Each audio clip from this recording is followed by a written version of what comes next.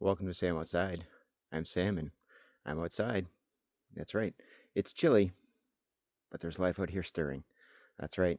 It's Canadian beaver. Yeah.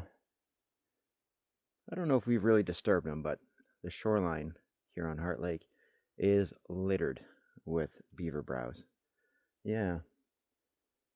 Don't really see a lodge on Hart Lake because, well, with the amount of rocky shoreline, this particular family of beavers has spent generations avoiding building lodges and instead finding refuge in the shoreline. So they'll just dig themselves a little entrance and just use the natural rockscape, keep away predators. Because the beaver is most vulnerable in winter. The only real predator they have to worry about, natural predator by the way, are the wolves. And the wolf has the most success catching the beaver in its lodge.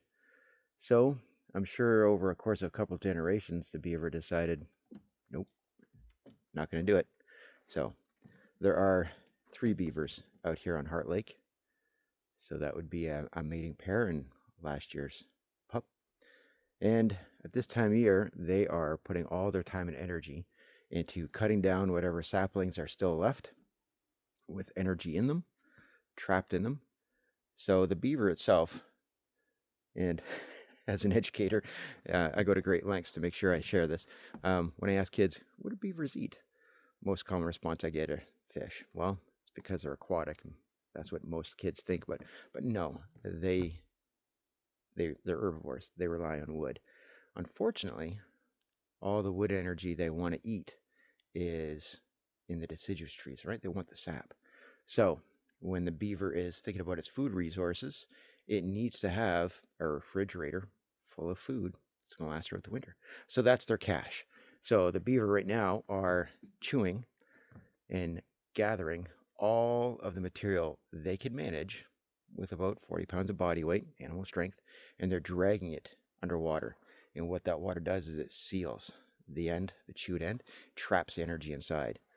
So they've got 5 months, maybe more, of food and energy resources. Now, this particular family's got 3 mouths to feed in their family, sorry. And so they're going to drag it all. So all along the shoreline here in Hart Lake are just these stands, all right, these giant caches of branches, so that when the ice is formed and they can't get out and cut more browse, which puts them at risk, all right, they're not terribly speedy on land, very cumbersome, in fact. They want to make sure that despite the thickness of the ice, they can leave their lodge, go under, find something to eat, swim it back, and eat that in the comfort and safety of their lodge, right? Whether it's a mound of sticks insulated by snow, or whether it's in this case here in Hart Lake, it's in a rock cut, all right? So, yeah, they're busy.